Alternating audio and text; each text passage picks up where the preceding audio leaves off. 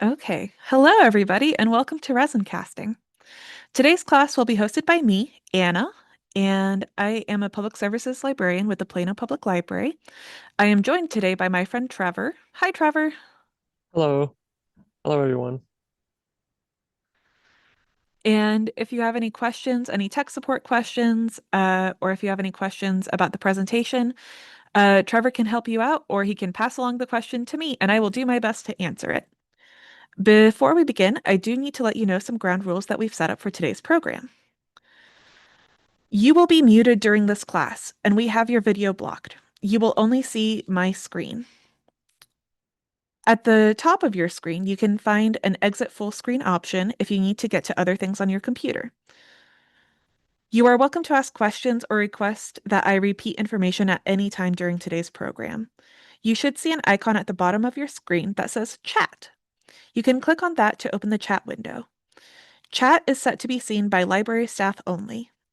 Please note that any inappropriate comments will cause your immediate removal from the class. If you prefer, instead of using the chat feature, you may also use the Q&A feature, also located at the bottom of your screen, to ask questions. For all questions, we may answer you directly, or hold the question until a break or the end of the class, or answer the question at the time if it is pressing. Trevor knows to interrupt me during the presentation, but we will have a video that we are actually showing of me doing a resin casting project. And when we're watching that video, we'll just hold questions until the end. A recording of today's class will be available in a few days on the Plano Public Library YouTube page. So if you would like to watch today's class and practice with the recording later, that is an option. If you would like, uh, nope, that's it. Um, I do want to do a short little disclaimer. I am a resin casting enthusiast, I would say. I am definitely not a resin casting expert. So the purpose of today's class is to provide a general overview of the topic, but it is not necessarily to provide expert advice on how to do your specific resin casting project. I do my best. Okay, with that, let's. Oh, there's our welcome slide. Hello, everybody. Welcome. And today we are going to learn some things. Today we are going to learn the basic history of resin casting. We are going to learn what resin casting is and why it is used and was used in the past.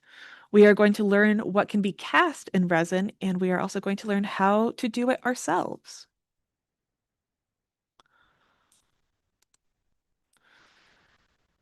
So, a short little history of resin. Um, Resin, of course, comes from the natural sciences, from the natural world. It is hardened tree sap. So we see amber as a stone that has been fossilized tree sap, but basically it is just that tree sap that has been hardened. Here in the picture on the bottom left, you can see an actual bug encased in resin. Whereas the picture on the right is actually the mosquito in Jurassic Park that was enclosed in a ball of amber. Usually, resin did not look as nice and shiny and polished as that image on the right. Um, but resin used by humans can be traced back to 1700 BCE, back to the Bronze Age. Um, Resin was used in Mongolia in the 1200s as an adhesive. So gluing things together and making them a little bit harder. We have some fibers also encased in resin that were maybe used to do baskets or something like that to make them waterproof. We also have resin being used as an adhesive for crafting stone tools.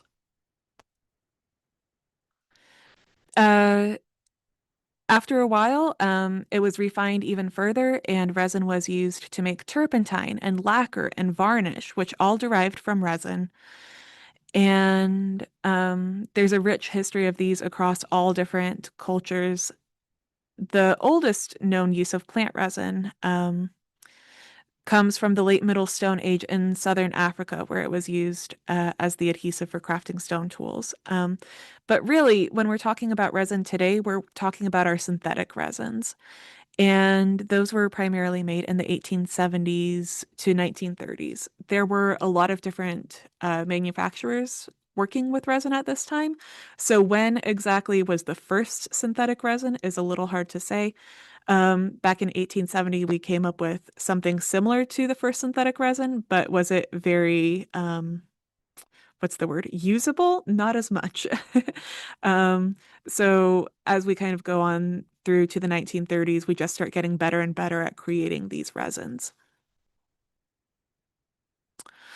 So resin today is usually referring to epoxy resin, which is a liquid that will transform chemically into a solid when exposed to a curing agent. Resin casting is a method of plastic casting where a mold is filled with a liquid synthetic resin, which then hardens. There are other resins. They are primarily used for small scale production, like the industrial prototypes, and sometimes also dentistry.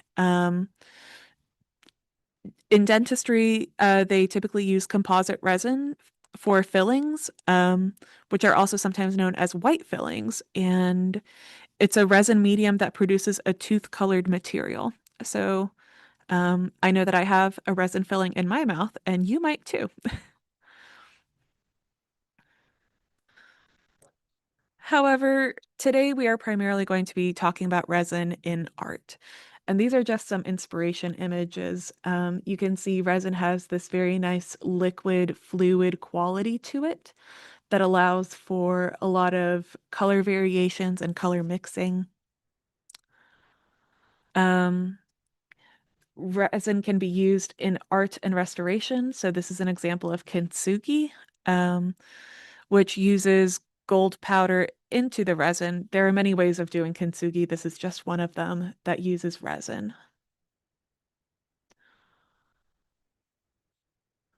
We also have resin used in furniture. This picture on the left is a picture of a chair that was actually at the Dallas Museum of Art. I am obsessed with this chair. I think it is absolutely beautiful. And those are real flowers that are encased in resin that just create this kind of floating, surreal look. But we also have, I'm sure you've seen these live wood tables that have these channels dug out in them, usually cracks or something that are imperfections that are then filled with a kind of glittery resin. And that glitter inside is actually mica, which is a powder that you can buy and add into your resin. And again, this is just another example of wood that was probably too cracked to really be made into furniture. But with the power of resin, we can reuse that and make it into something beautiful. This is one of my favorite examples of resin. This is a corned beef sandwich, a 50-year-old corned beef sandwich that is preserved in resin, and sits at the Virgil One Gus Grissom Memorial Museum in Mitchell, Indiana. Um, so this ordinary looking sandwich is a memento from space because in 1965 there was a young astronaut named John Young who snuck the sandwich into his spacesuit shortly before the launch of Gemini 3, which was NASA's first two-man space mission. It was a seemingly innocuous prank that actually landed the astronaut in front of Congress. Bringing the sandwich, which was technically contraband, into space could have endangered the entire mission. Space food is coated and broken into bite-sized pieces because without gravity, crumbs can go everywhere. And actually, after Young took a bite of the sandwich, bits of bread and meat got into his eyes and floated throughout the cabin. They didn't cause any real damage, and the mission was a success, but no sandwich has made it into space since. However, that sandwich is a great little piece of history in my mind, and I love that it's actually encased in resin. Um, Not the exact sandwich. We can see no bite was taken out of this one, but still, the fact that a sandwich was actually made into a resin object is fascinating to me. We also have resin in jewelry. Um, of course, when you're using resin for smaller scale stuff like this, you might actually want to use a different kind of resin than epoxy resin. You might want to use UV resin, and we'll get into that in just a little bit. But I love these examples. Again, the kind of combination of wood edges that are kind of imperfect, and then the resin, that blue, it does things for me. Okay. We also have resin used in entertainment. So it is used to make movie props, as you can see from this hand. This hand was later painted. This was not how it came out of the mold, but it's still a really, really fun thing to imagine. So you may be asking yourself, what can be cast in resin? And the answer is pretty much anything. You can do paper, glitter, sprinkles, thread, wood, plants, stickers. It sandwiches. Um, really and honestly, almost anything can be cast in resin. But it does have a caveat. Resin starts as liquid and it can change the appearance of certain items. Items will typically look wet in resin unless they are sealed beforehand.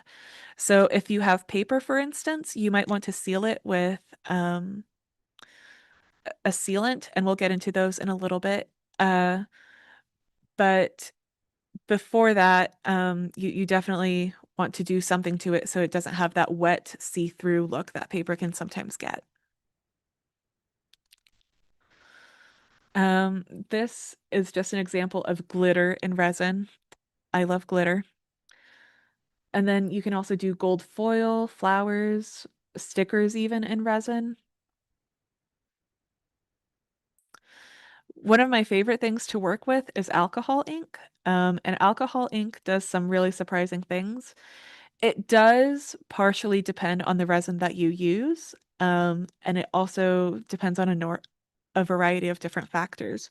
But you can get these beautiful blooms, these kind of petri dish looking things from alcohol ink. And then if you swirl the alcohol ink with a toothpick, you might get these beautiful swirls as well.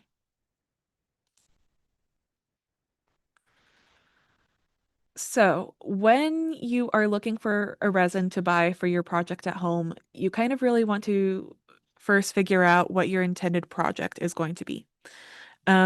If you're filling space, you'll want a casting resin. Casting resin has a thin consistency and it flows very easily into all of the different cracks and crevices. If you are coating a surface, such as maybe a water bottle, or um, sometimes I see people coat canvases with resin, or wood panels, you might want to use doming resin, which mixes a little bit thicker and it's good for self-leveling.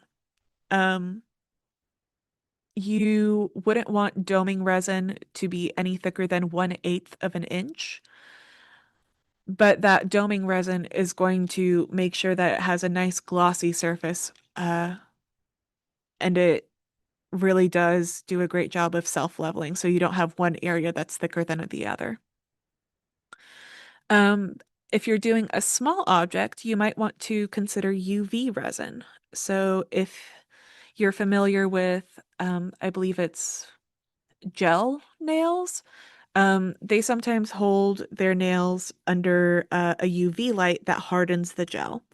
The same can be true of UV resin. You will need a UV light that exposes that resin to the light, but it pretty much cures instantaneously. So the lights are usually pretty small. This is why you want only to do this for small objects.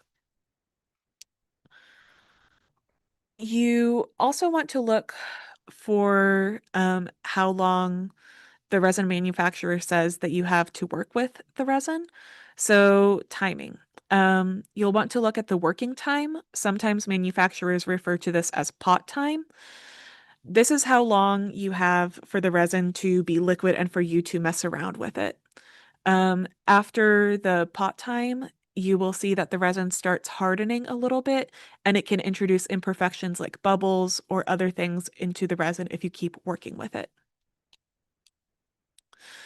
Um, you also want to look at how long it is until the hard cure for epoxy resin.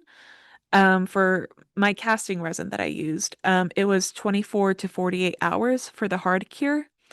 And the full cure is how long you have until you can completely take the object out of the mold and really put weight on it and do other things. So the full cure usually is 72 hours, and it's how long until it has fully set. I should mention that once it's done with the hard cure, you should be able to remove it from the mold. I got a question, But Anna. yes, Yes, Cindy has asked, so she enjoys some YouTube channels, a specific one, Evan and Caitlin. Apparently, they do some resin projects, and she would love to hear if there's any channels that you recommend about resins. you know, I don't know that I have any YouTube recommendations, but I do love Resin Obsession, which is a website. Um, they have a lot of really great informational stuff that I tend to read better than I watch, which I know is opposite from a lot of people, but I really enjoy the Resin Obsession website. Um, if there are other people, though, that are fans of resin channels and want to share any, please drop them into the chat so that we can share and learn from each other. Thank you, Cindy.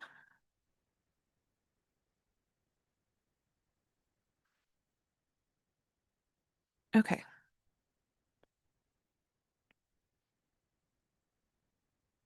So, we talked about what to look for in resin, but now we kind of want to talk about what to look for in molds. Molds for resin casting are typically made from silicone, and you will want to pay attention to the mold's finish because if the mold's finish is matte, you will typically get a matte product. If the mold's finish is glossy, you will typically get a glossy product.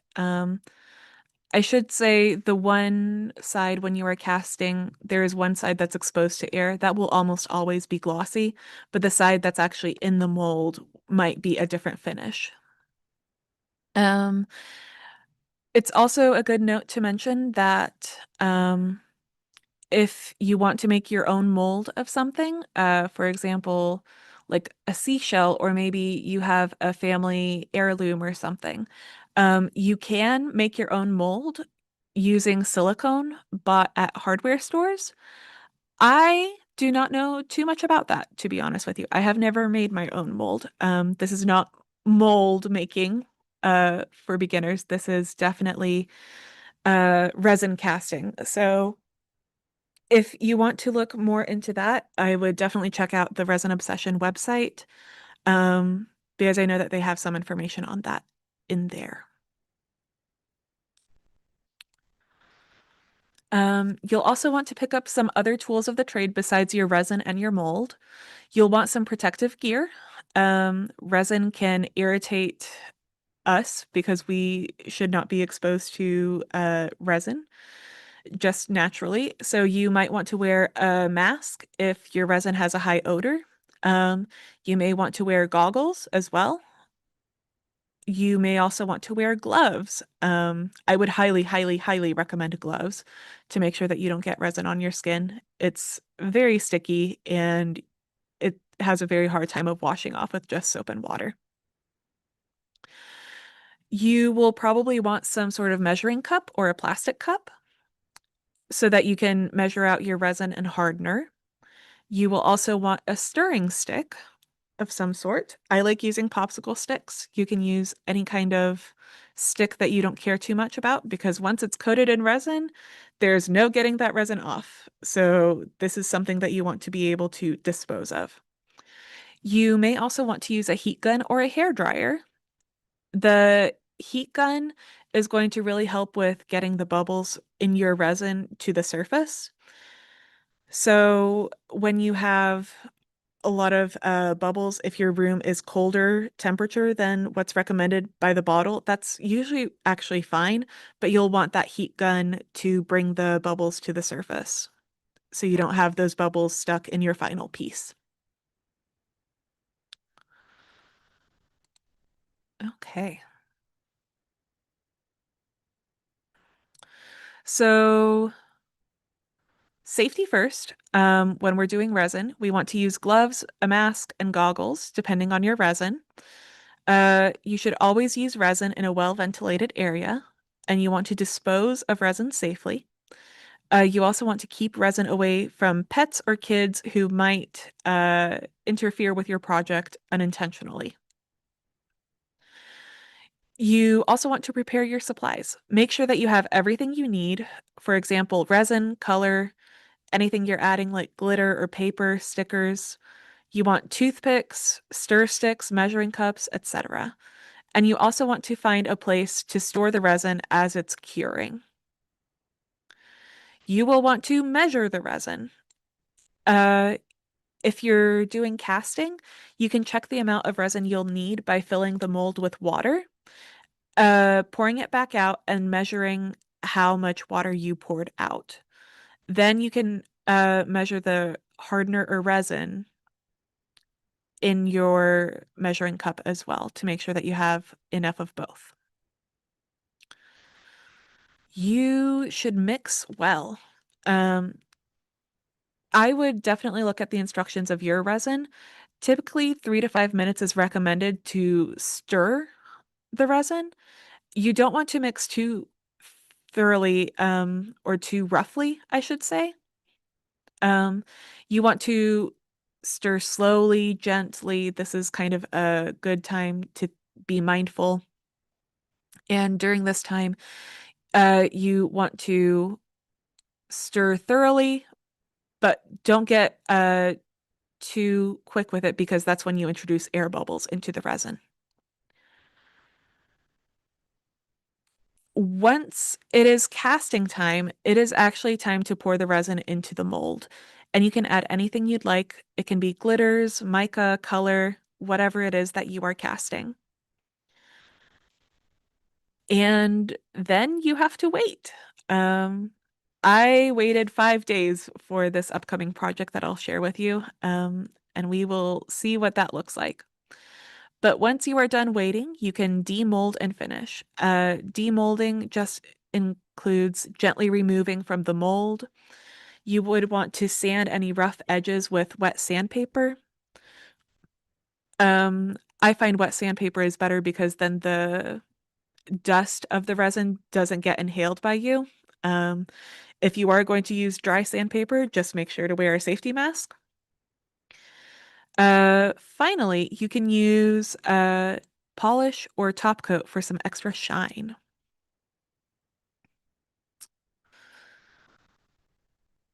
These are the common mistakes and pitfalls that I have personally encountered while resin casting. So avoid my mistakes. Um, if you have resin that appears yellow in the bottle, that indicates that the product has been opened before and has actually oxidized. If it's yellow in the bottle, it's going to be yellow when you cast it. You do not want to use resin that looks yellow. Um, if your final product is sticky, it's been, the full 3 days that you've waited and your resin is still sticky, probably you used the wrong ratio. Most resins use a 1-to-1 ratio of hardener and resin, or you undermixed the resin and you should have mixed for a little bit longer. If you have bubbles in your resin, it could be from either stirring too vigorously or it could be from a cold room. And finally, if the resin is just not curing, it might be that you had an expired resin product or just the wrong conditions. Each resin will have recommended conditions for the room, for the humidity, and depending on those conditions, it might just not be a good fit. So, on to the fun part. Here is a little video that I recorded the past week or so of actual resin casting. So you can see I made those two little geodes, and we will see how we got there. Hello, my name is Anna, and I'm here to talk to you about resin casting. So first up, I wanted to go kind of over the materials that I have in front of me. I have my epoxy. I've got one that is the hardener, and I have one that is the actual resin itself. And when I mix these two together, I get something that eventually cures and hardens from liquid to solid. That said, I need something to mix it in, so I have these measuring cups. You probably won't be able to see, but there are very faint lines on these little mixing cups, so that way I can tell exactly when I have a 1-to-1 ratio. I have my molds. I have two molds this time. I have what kind of look like geodes, and I'm very excited about these and seeing what we can kind of come up with them. I need things to stir and kind of poke into the resin. So I have these little toothpicks, and I also have some popsicle sticks as well. And these will help me to poke into the resin without actually getting the resin on my fingers. Speaking of not getting resin on my fingers, I also have some gloves. Safety first, resin when in contact with the skin can cause some irritation. So luckily, we will probably not have to deal with that because of the gloves. I also have some additives. So in here, you probably won't be able to see, but I do have some foil. It is gold, copper, and silver foil. And then I also have some alcohol ink that I am looking forward to coloring the resin with. Finally, I have a hairdryer. You probably want a heat gun or some sort of hairdryer to help eliminate bubbles. The last tool that I didn't talk about is actually my phone. I am going to use this to time myself to know exactly how much time that I have to work with. My resin has a 40-minute work time, so as soon as I start mixing the resin together, it has 40 minutes of working that I am able to do stuff to it. After that, it starts hardening and causing more bubbles and more issues. I also want to make sure that I'm mixing for at least 5 minutes, so I'm going to set my timer to make sure that the resin actually cures and mixes well enough. So let's get started. The first thing is safety first. So I'm going to go ahead and put on the gloves and make sure to take off any jewelry as well. Also, this is a good time. If you have very long hair, it might be a good idea to pull it back into a ponytail. Or if you have a necklace, anything dangly, like my lanyard here, I'm going to take it off. Okay, next up, I have some trays. So I'm going to put each of my molds on one of these trays. And the reason why I want trays is because I want to protect the surface area. I want to make sure that any resin that drips or falls isn't going to get on my nice wooden table. Instead, it's going to get on these trays that I don't really mind getting dirty. You can, of course, protect your surface at home with either newspaper or any kind of paper that you wish to not keep afterwards. So we are going to start mixing our resin.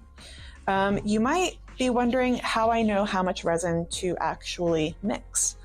So I actually took these and poured some water straight from the sink into them. Once they were level and full, I carefully poured the water into this mixing cup and found out that it's about 70 milliliters, which is great. So that means that I know that I need to mix at least 70 milliliters for each project.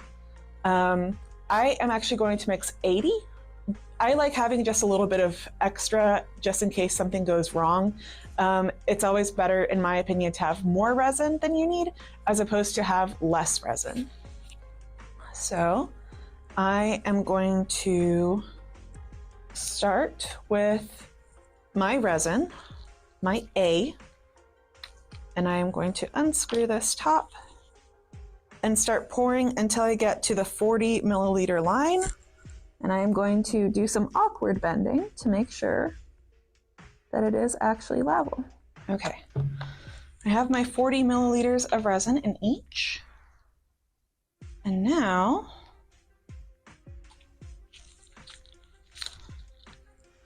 I'm going to pour the hardener. And this time, because I had 40 milliliters, I'm just going to double that.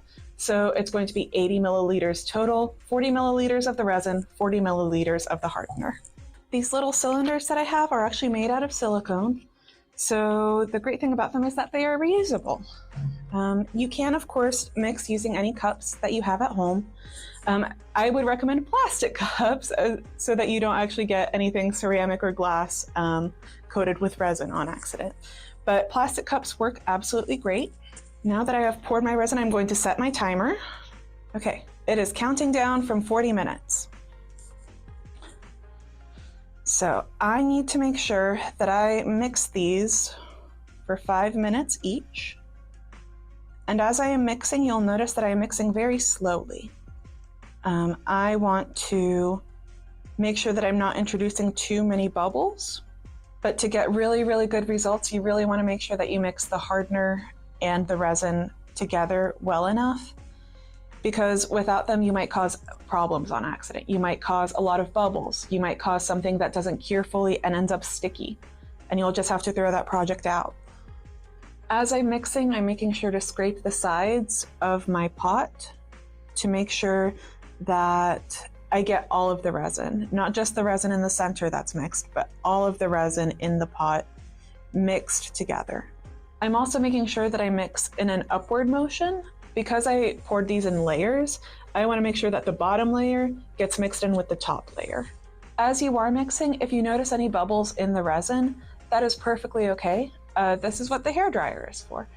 Once we pour it into the mold, we're actually going to hit the resin with the hairdryer to make the bubbles escape to the top and pop on the surface of the mold. Okay, it has been about 5 minutes and I've mixed both of my resins together, and now I'm ready to start on my project. So these molds that I have, you can see they're fairly thin. They are actually meant to be coasters in the shape of geodes. So we will see if we can mimic something that looks beautiful and natural today.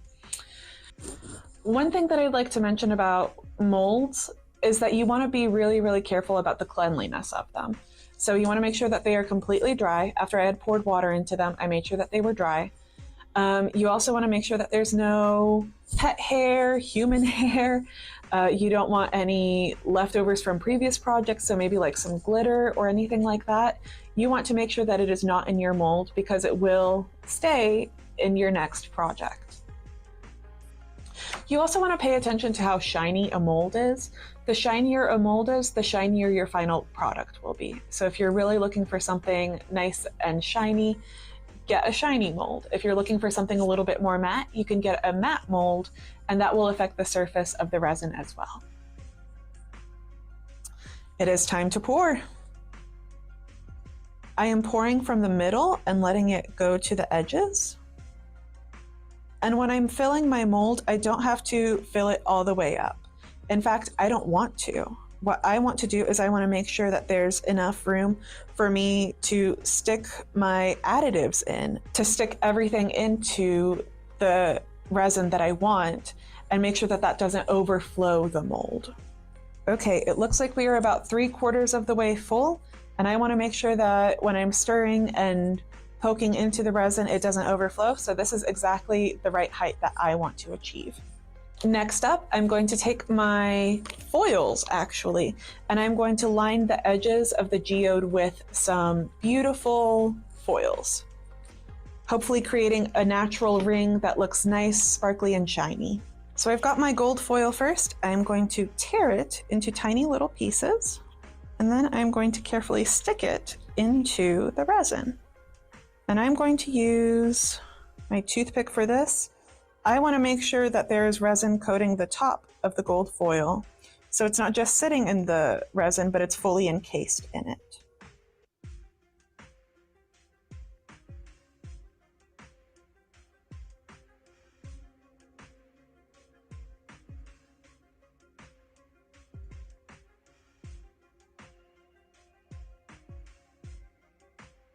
Okay, great news. I am done adding the foil.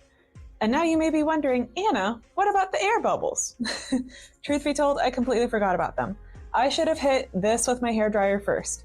So now that the foil is in though, it might be a great idea to hit it now because when introducing the foil, some air bubbles might have been created as well. So I'm going to plug in my hairdryer and I'm going to hit it with some heat. You may be wondering what setting to put your hairdryer on. I'm going to actually set it to low. I want the heat of the hairdryer, but I don't want the pressure of the air to actually disrupt any of my design inside. So I'm going to hit my resin with low heat.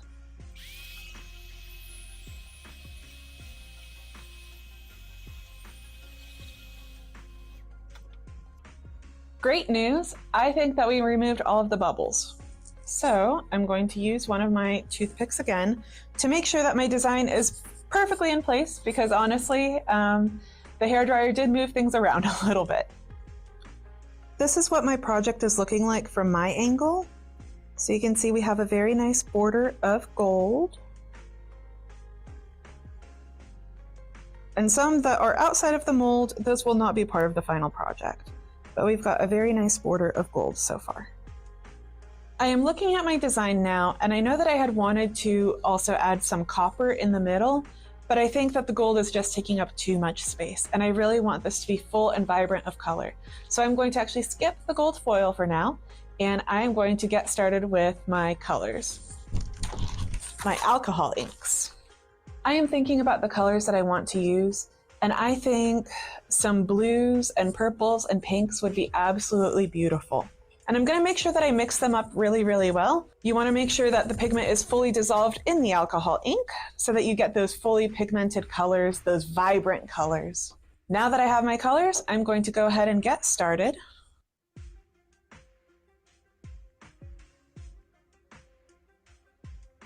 Now that I have actually dropped the blue into my resin, you can see it spread pretty quickly right towards the middle.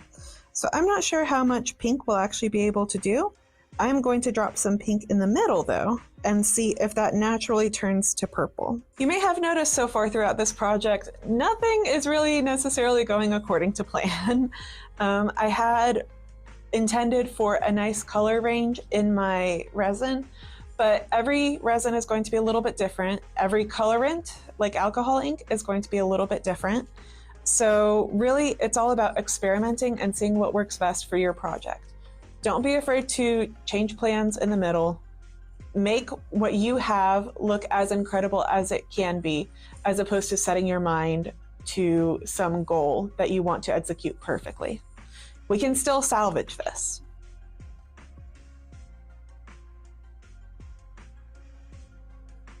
So this is what my project looks like after I put in the pink.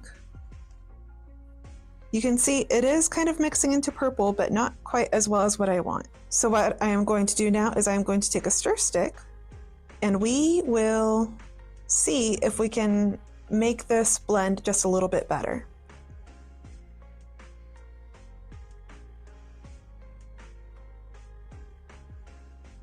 As I'm using the stir stick, I'm making these little figure 8 motions and moving across. I'm trying to get something that looks a little bit natural, something that mixes the colors together. So we'll see. So this is what my project looks like now. You can see that it mixed together quite beautifully, and I'm actually very eager to see what the results are like on the other side. Okay, using the lessons that I've learned from this project, I'm going to keep on working on my second project off camera. I'll show you what the final product looks like though. That about does it. I am all done. So now we unfortunately have to wait. This resin has a cure time of 24 to 48 hours until it is done being tacky to the surface. And then for a full cure, it can take 3 to 5 days. And that depends on the temperature, that depends on the airflow, it depends on a variety of things. So I am going to have to wait 5 days to demold these projects. You can, of course, demold after things are done being tacky, but I just like keeping things safe. You want to make sure that your project is in a safe space. so that it doesn't get any additional pet hair on it, so that it doesn't get knocked over and spill on other things.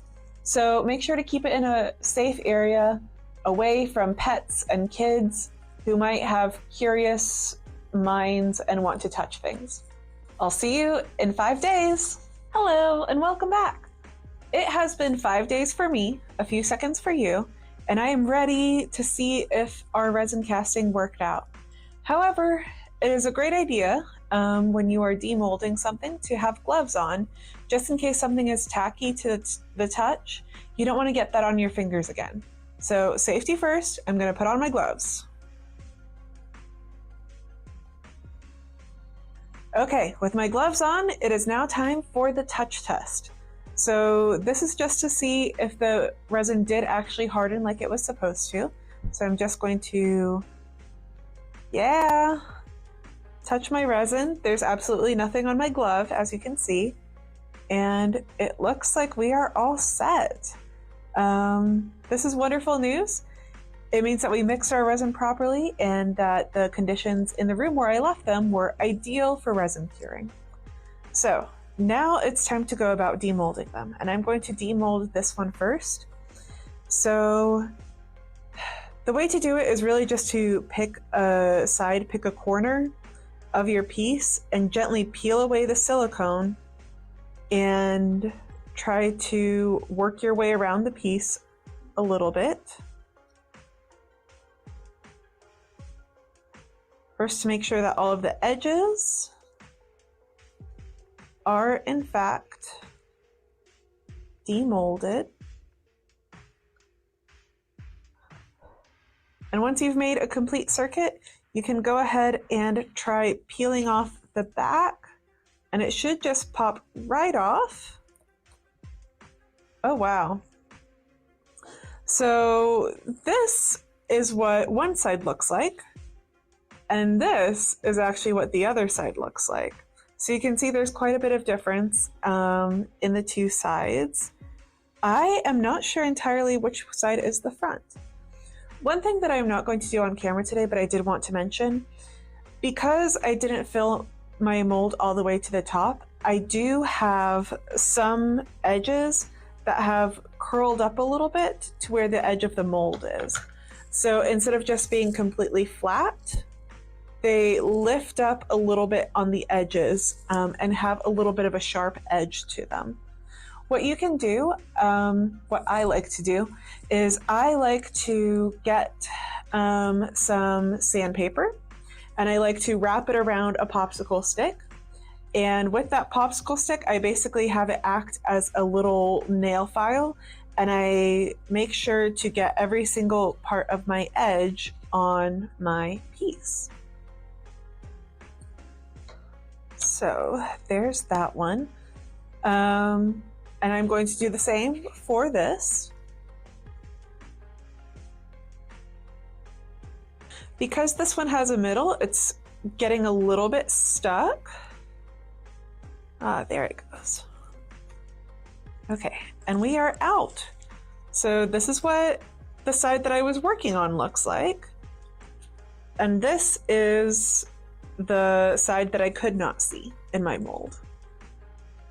So you can see there is quite a little bit of difference. This one has a lot more gold facing as opposed to primarily the kind of pinkish look.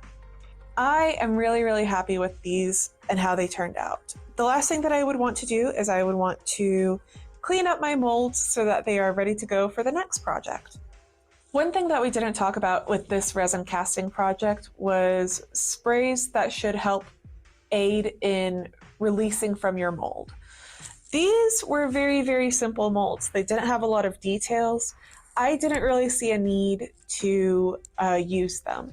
However, if your project is very small and delicate, if your project has a lot of nooks and crannies, mine was just completely flat on the bottom, but if it has a lot of detail, a lot of texture, you may want to consider using a spray mold release. Now I get to take these coasters home and see which side becomes my favorite. Until next time, I hope you have a wonderful day, and I hope that you get to try out resin casting. Bye!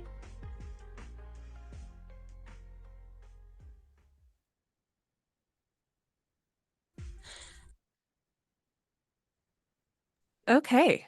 Thank you for watching through that. Now is the time for questions. Yes, we did get quite a few questions. Okay. So in roughly timeline order, the first one was from Martha, and she asked, Mhm. where do you buy some of these products? And is there any kind of like list of like brands that you use? Um, that is a great question. I bought mine off of Amazon, I'll be honest. I know that Blick Art Supplies has a lot of great resin as well, and I believe the website that I mentioned also sells the resin as well. So Resin Obsession has a lot of great links to uh products and vendors as well. Does that answer the question fully?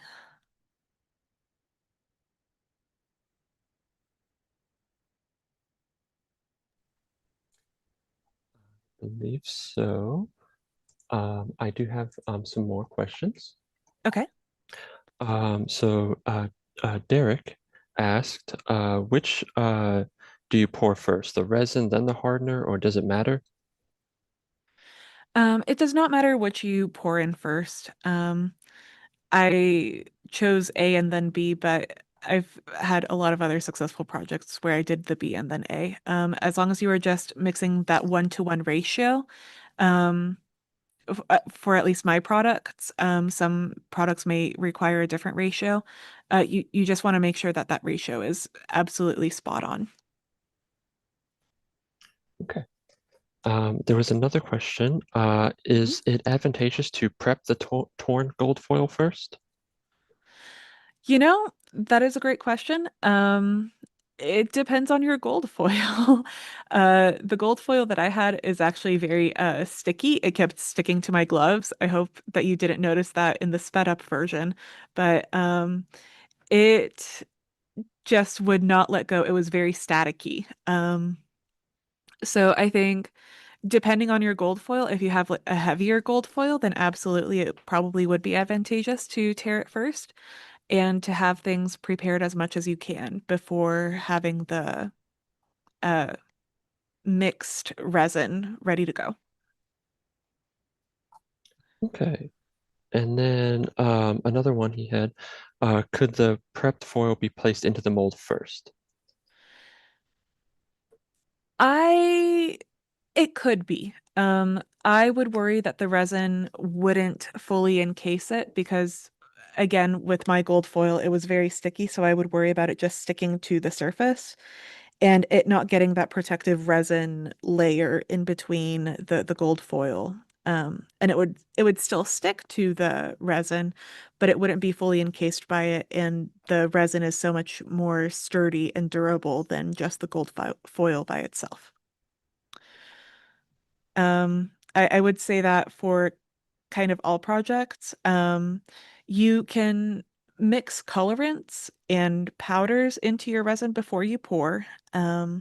But if you're trying to cast an object like paper or glitter or, well, glitter you can mix into the resin beforehand.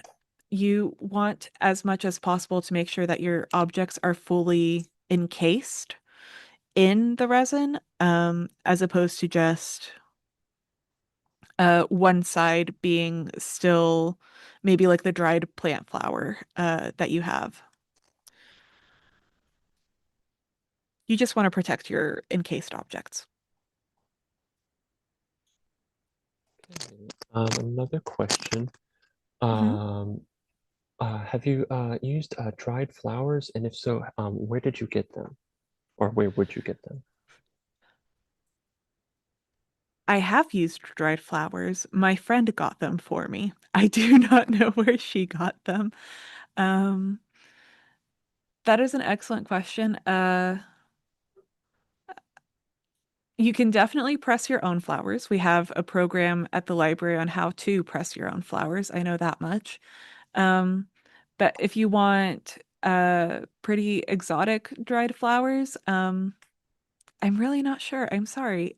If you would like, you can email me at annak@plano.gov and I will do my best to answer that question for you.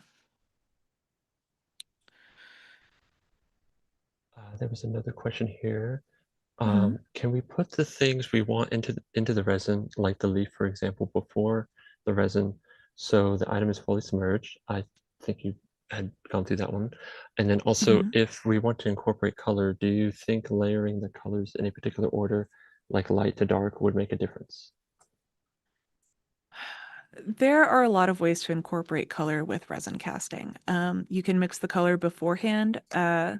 You can, this is something that I didn't talk about, but it is quite popular in resin casting where you have two, sometimes three or more colors that are already mixed into your little cups. And then you mix those into your mold. And you usually get kind of like these pretty swirly, almost galaxy-like effects with those colors. So you can incorporate color in a lot of ways. As for layering the colors in a particular order, um, if you use alcohol inks like I did, typically it's really hard to say. I've used these alcohol inks in other resins. This was my first time using this resin, and the alcohol inks act so differently in those resins as opposed to this one. So always do a test run, I guess, as for making a difference in layering them in a particular order.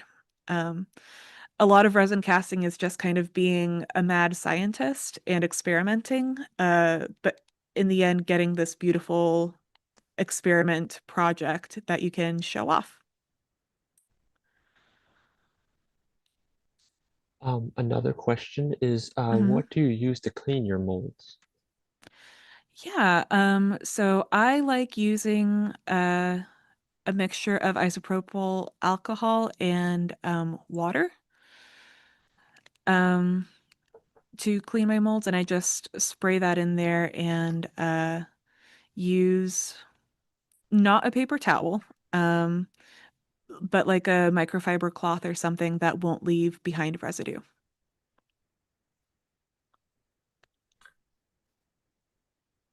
And then another question is, any brand recommendations? So that is a great question. I have used a lot of brands and all of them are successful in different ways. As the library, I'll be honest with you, we can't really advocate one brand over another. We are a city government and we cannot give an unfair advantage to certain brands or not. Um, look at the reviews. Typically, the reviews will tell you if it's a good resin or not, if people have had a lot of success working with it. And then another question, do you know if it's okay to do resin if the person is pregnant or breastfeeding? It really depends on the resin that you choose. The resin that I was using in the video was very low odor. I couldn't smell it at all. And uh, you ask your doctor. Um, I think with certain precautions like a safety mask, making sure that there's a fan that's on that's circulating the air so that you're not breathing in any fumes. I think it possibly would be safe, but I am no medical expert and I would definitely consult your doctor. Another question, for surface resin art pieces, like on a canvas, how do you Mhm. float different media like glitter or different colors side by side? Wouldn't those materials slash colors mix in an indeterministic way? Yeah, so let's actually, uh, one second. I'm going back to this one. So here we can see the resin, on the left, especially. Um, if you're familiar with, oh gosh, is it called pour painting? Um, Pour? I think so. You can see people do similar things with resin as well, where they mix the colors in the cups and it does kind of flow in this, what was the word? Indeterministic way. It's it's about that experimentation again. However, on the right, we can see that the resin was probably done more in layers. I would assume that this was actually done with UV resin, so that they did first the blue layer, cured that under the lamp, then did the blue layer, cured that under the lamp, then did the gold, then cured that under the lamp. So you can absolutely do a lot of color mixing. If you're doing them all at once in one cure, then they will definitely mix in ways that are a bit unpredictable, but that's part of the beauty of the final product. Looks like there's about 3 questions left. Okay. One is, will the resin eventually yellow? It depends on the resin that you get. Not necessarily, no. The resin that you have in the bottle, once you open it, it usually has about a year of time before it does start yellowing in the bottle.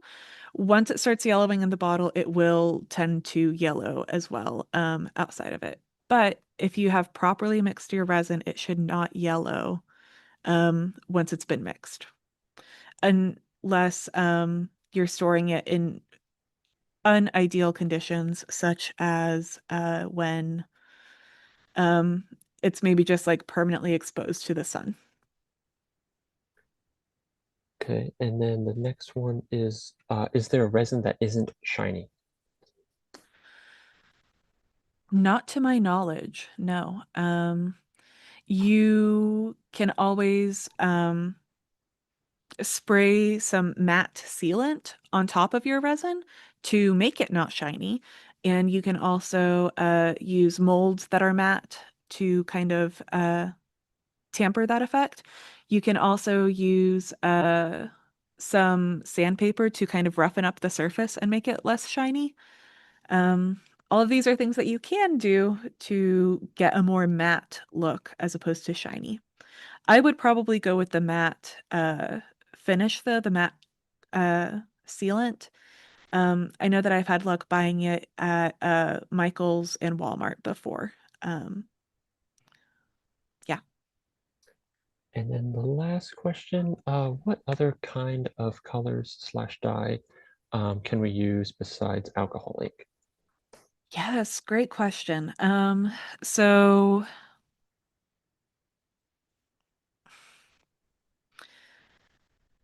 this is one of those times when I wish that I could name brands. But there are some brands of resin creators that will also produce their own colorants, their own dyes. And these can either be opaque or transparent, depending on the colorant that you get.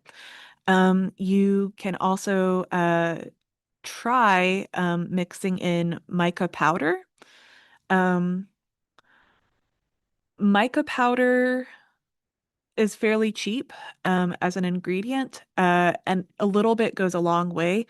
And it when you mix it into your resin, it really does color it so intensely. A lot of the wooden tables that we had, like these, those used mica powder.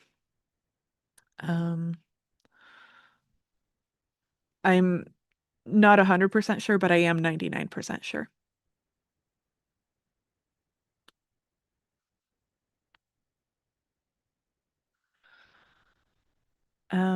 But yes, if you just look for resin colorant, you will find options on any of the websites that I had mentioned before.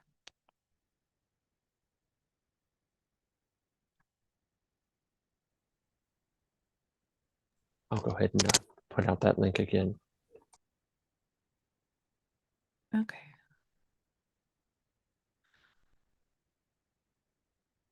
Hmm.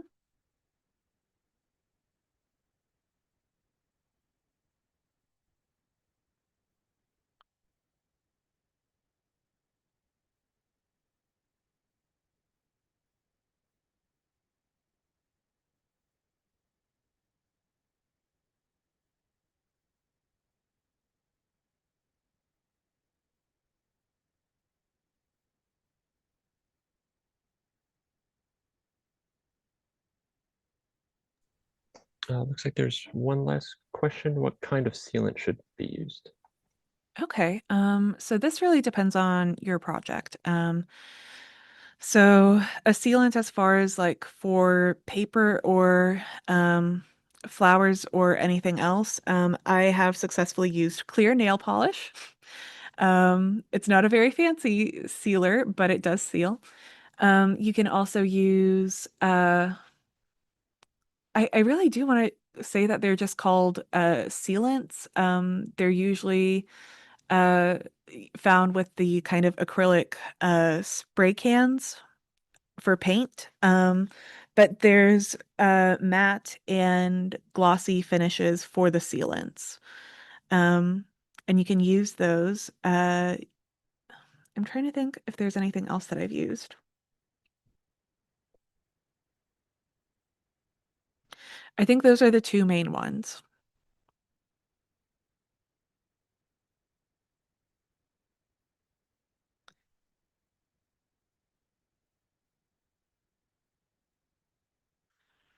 Really, with the sealant, you're just trying to make sure that you don't get any interaction from the resin with the object itself, and for that reaction to not get air bubbles.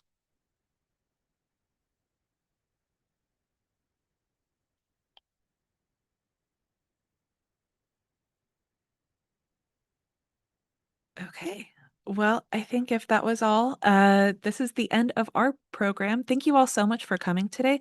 Thank you for all of your engaging questions. I really appreciate these questions because they just mean that we can revamp this presentation and answer more of these questions in the presentation. So I really, really appreciate all of you for coming, and I really, truly hope that you get to experience resin casting for yourself. It is a bit of an exercise in patience, but it is so worth it in the end.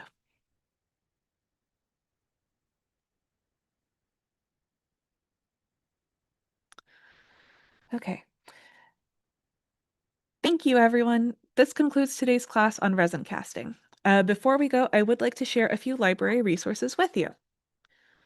First, we have our Plano Library homepage.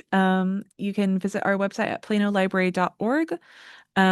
Trevor should be able to drop the link directly to our webpage in the chat.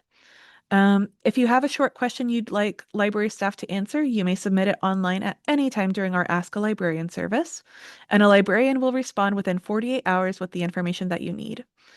If you want more one-on-one help from one of our librarians, about 30 minutes, and the chance to go over your specific questions, you can complete a Book a Librarian appointment request.